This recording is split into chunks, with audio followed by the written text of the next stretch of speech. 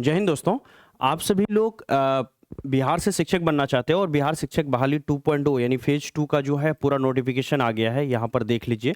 इस वीडियो के अंदर में हम लोग 9-10 के बारे में कम बात करेंगे, 6 to 8 की वैकेंसी के बारे में आपको यहाँ पर बताएंगे। ठीक है, तो देखिए 6 to 8 की जो वैकेंसी आई है वो कोटिवार जो वैकेंसी है ना।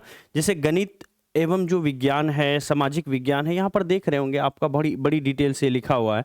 आप समझ नहीं पा रहे होंगे कि ये क्या क्या पोस्ट है ना, और किस सेक्शन के लिए कितना सीट रिजर्व है, इसके बारे में यहाँ पर बताएंगे। और ये जो विषयवार सीटें हैं वो कितनी है, इसके बारे में आपको बताएंगे। साथ ही साथ 6 to 8 का जो एग्ज़ाम पैटर्न है, किस सेक्शन से कितने नंबर का आएगा, वो भी बताएंगे। अगले 5-7 मिनट तक आप बने रहिएगा, ज़्यादा समय हम नहीं लेंगे, डायरेक्ट पॉइंट टू पॉइंट यहाँ पर बात करेंगे हम। ठीक है, तो देखिए ये नोटिफिकेशन आया हुआ है, आपको पता है ना, बिहार लोक सेवा आयोग के द्वारा जो है आया हुआ है। तो इसमें कुल पदों की संख्या अगर हम यहाँ पर देखें, मोटा मोटा देखें, तो हम देख पा रहे हैं कि कुल पदों की संख्या जो 6 to 8 में आई है वो 31,982 है। ठीक है, 31,982 पदों के लिए जो है 6 to 8 में इस बार एग्जामिनेशन आपका होगा। और ये पहली बार हो रहा होगा 6 to 8 के बीच में जो एग्जामिनेशन, क्योंकि इससे पहले वाली जो वैकेंसी आई थी उसमें 6 to 8 था ही नहीं। ठीक है, अब देखिए इसमें किस कैटेगरी के लिए कितना है। ठीक है, इसको समझने की कोशिश कीजिए। अब देखिए यहाँ पर आप अगर देख पा रहे होंगे तो जो अनरिजर्व्ड बच जाता है 31,982 में से जो अनरिजर्व्ड बच रहा है उसको आप देख लीजिए। देखिए कुल पद अगर बात करें, यहाँ पर पहले कुल पद को देख लेते हैं दोस्तों। कुल पद, जैसे अगर हम यहाँ पर गणित और विज्ञान की बात करें, गणित और विज्ञान की, ठीक है, तो गणित और विज्ञान की कुल पदों की संख्या की बात करें, देखिए यहाँ पर, ठीक है, कुल पदों की संख्या की बात करें गणित और विज्ञान की, तो यहाँ पर आपको देख पा रहे होंगे कि गणित और विज्ञान के ये जो पहला वाला देख रहे हैं, मैथ एंड साइंस वाले स्टूडेंट, कुल पदों की संख्या 5,608 है। ठीक है, 5608 पद यहाँ पर है। वहीं पर सामाजिक विज्ञान का अगर देख लें, सोशल साइंस का, तो 4,036 है। हिंदी का देख लेंगे, तीसरे नंबर पर हिंदी है। हिंदी का देखें तो यहाँ पर आपको 1739 है। कितना है? 1739। थोड़ा सा और जूम हम लोग कर सकते हैं। ठीक है, 1739 के आसपास यहाँ पर बनता है आपका हिंदी का। ठीक है, वहीं पर अगर हम थोड़ा सा और आगे बढ़ें और यहाँ पर देखें दोस्तों, हिंदी के बाद ये वाला अंग्रेजी है हमारा। अंग्रेजी का अगर आप देखते हैं तो अंग्रेजी का यहाँ पर 2278 के आसपास बनता है। और संस्कृत का अगर देखें, है ना, संस्कृत का भाषा में अगर आ जाएं, संस्कृत और उर्दू में, तो संस्कृत का 1177 और उर्दू का 1004 जो है ना, कुल मिलाकर के यहाँ पर 15,000 है ना 842 ऐसे जो टोटल रिजर्व्ड वाले आ जाते हैं वो हैं यहाँ पर। इसके अलावा यहाँ पर अनारक्षित का देखें तो अनारक्षित में आपको 6267 जनरल कैटेगरी वालों के लिए बच जाता है ना। तो ये था आपका कि जो मैथ एंड साइंस में कितना है, सोशल साइंस में कितना है, इसके अलावा हिंदी, अंग्रेजी, है ना, संस्कृत, उर्दू वगैरह में कितना है।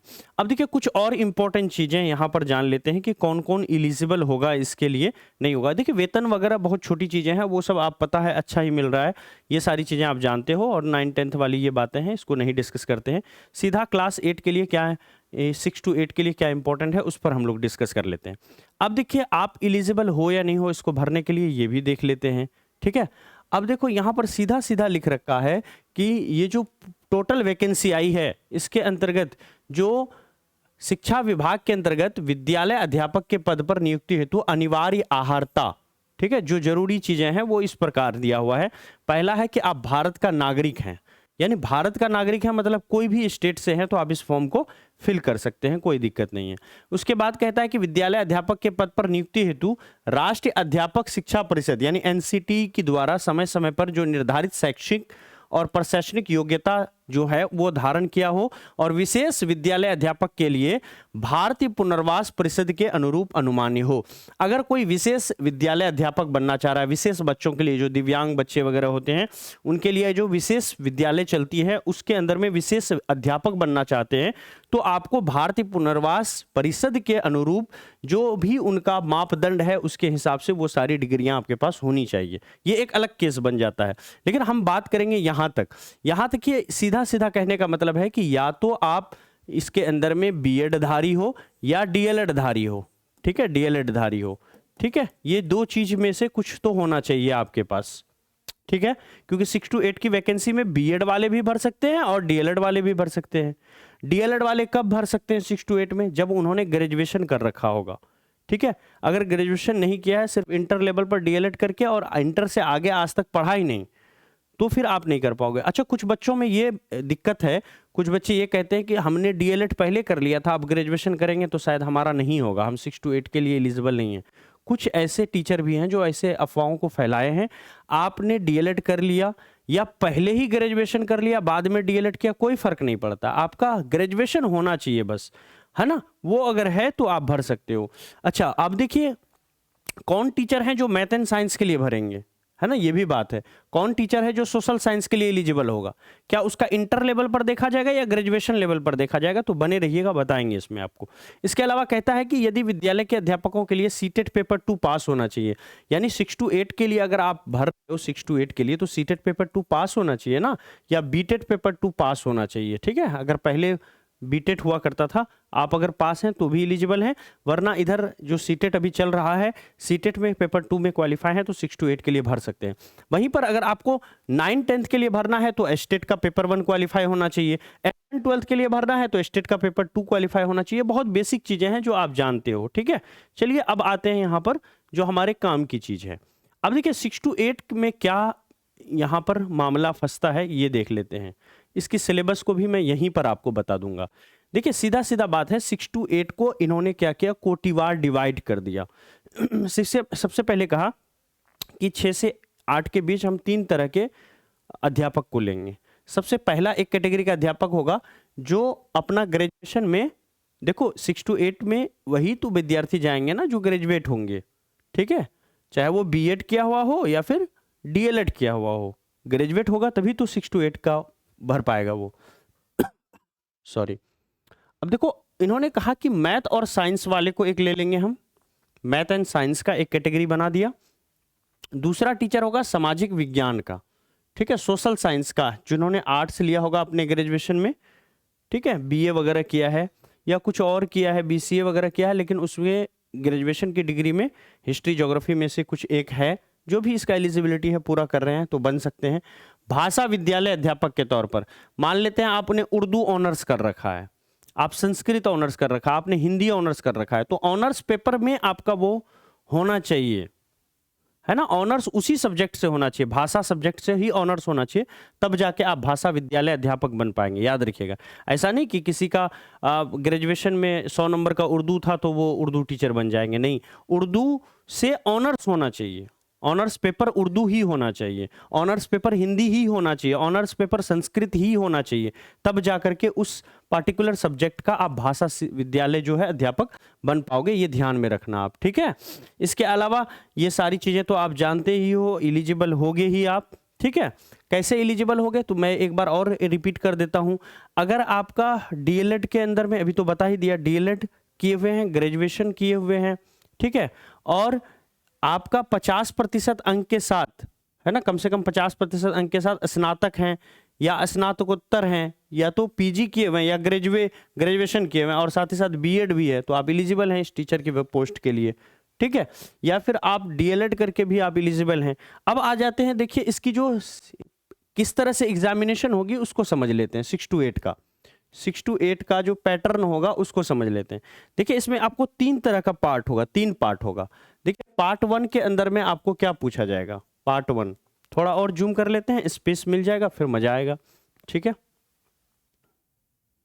आइए देखिए 6 to 8 के अंदर में आपको किस तरह से पूछेगा। पार्ट 1 होगा, पार्ट 1 के अंदर में आपको दोस्तों यहाँ पर ना आपका ये आपका लैंग्वेज होगा। पार्ट 1 जो है ये क्या होगा, आपका लैंग्वेज होगा, ठीक है, देखिएगा, हाँ पार्ट 1 में आपका लैंग्वेज होगा और ये जो लैंग्वेज होगा ये आपका क्वालिफाइंग होगा 30 मार्क्स का, ठीक है। इसके अलावा पार्ट 2 होगा जनरल स्टडीज, ठीक है, पार्ट 2 होगा जीएस का, जनरल स्टडीज का, जनरल साइंस नहीं, सामाजिक अध्ययन का होगा ये, ठीक है।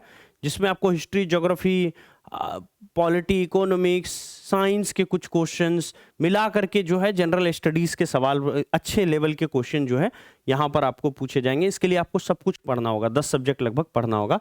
इसको बोलते हैं सामाजिक अध्ययन, ठीक है।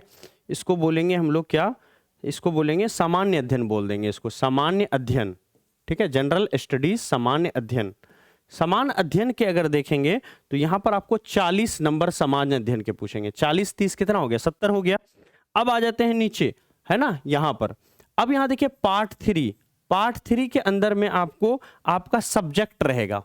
जैसे अगर आपने ग्रेजुएशन सोशल साइंस से किया है तो सोशल साइंस से सवाल आपको यहाँ पर पूछे जाएंगे। अगर आपने ग्रेजुएशन किया है साइंस से तो साइंस से सवाल आपको पूछे जाएंगे। जिस सब्जेक्ट के आप टीचर बनने जा रहे हो उस सब्जेक्ट से पूछे जाएंगे आपको यहाँ पर। तो सब्जेक्ट से कितने रहेंगे दोस्तों, तो 80 नंबर रहेंगे, 80 मार्क्स। तो कुल मिलाकर के 150 क्वेश्चन का यहाँ पर होगा। ये देखिए लैंग्वेज है, लैंग्वेज के अंदर में ये क्या कर दिया गया है दोस्तों यहाँ पर कि आपको लैंग्वेज के अंदर में डिवाइड कर दिया गया है, समझ रहे हैं ना, 30 नंबर में। इसमें से आपको 8 प्रश्न जो है वो आपका क्या होगा, इंग्लिश का होगा। अब 22 प्रश्न जो है वो आपका हिंदी या जो भी आप चुनोगे लैंग्वेज उसका हो जाएगा, ठीक है। इंग्लिश का फिक्स रहेगा 8 प्रश्न। अब देखो इसमें से पास होने के लिए 9 नंबर जो है जरूरी है, 9 मार्क्स लाना जरूरी है इसमें से, वरना पूरा पेपर में आप फेल कर जाओगे। 30 में से 9 लाना जरूरी है, ठीक है। तो इस तरह से आपका पूरा जो है होगा। आप समझ लो कि जो लोग ग्रेजुएशन में 6 to 8 के लिए अप्लाई कर रहे हो, ग्रेजुएशन में जिनका आर्ट्स था तो 80 नंबर आर्ट्स का उनका आएगा, ठीक है, सोशल साइंस से आने वाला है। जिनका साइंस था, बीएससी किए हुए हो, या फिर मान लेते हैं कि मैथमेटिक्स से ऑनर्स आपने किया हुआ है तो वहां से मैथमेटिक्स से आपको 80 नंबर पूछे जाएंगे। लेकिन ये 30 और 40 ये फिक्स रहेगा सभी के लिए, ठीक है। लैंग्वेज में आप कुछ और चुनोगे तो बदलेगा, वरना फिक्स ही रहेगा। सबसे बड़ी बात है ये 40 प्लस इंग्लिश के जो वो 9 प्रश्न हैं, 8 प्रश्न हैं, ये 48 प्रश्न सभी के लिए फिक्स रहेगा, ठीक है। बाकी ये 80 नंबर जो है आपका सब्जेक्ट के हिसाब से पूछा जाएगा, ये आप जानते ही हो। बाकी और भी बहुत सारी चीज़ें बताने को है इसमें, और बताएंगे आपको समय समय पर अगली वीडियो के अंदर में। चैनल को सब्सक्राइब कर लीजिए। और जो 6 to 8 के लिए हमारा पेड कोर्स आ रहा है, तीनों ही कैटेगरी के लिए, ठीक है, चाहे वो मैथ एंड साइंस टीचर के लिए हो, सोशल साइंस टीचर के लिए हो, है ना, पॉसिबल हुआ तो हम लोग भाषा के लिए भी, इंग्लिश वगैरह के लिए भी इस तरह से लाएंगे, उर्दू वगैरह के लिए भी लाएंगे, ठीक है।